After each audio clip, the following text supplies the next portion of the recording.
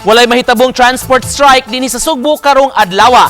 Kini ang gikumpirmar sa pangu sa Piston Cebu, Greg Perez. Kinsa mi klaro nga dili sila moapil sa panawagan sa Transport Organization didto sa kauluhan. Magpabilin nga normal ang biyahe sa mga PUJ nga sakop sa Piston, busa matud pa walay angayang kabalakan ang mga sumasakay.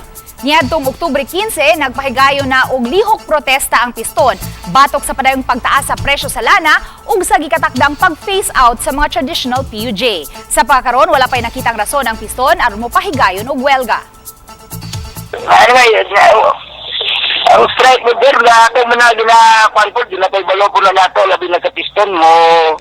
Di mo magintag mga informasyon kung kampi na para makabalo po ng katawan. Aha.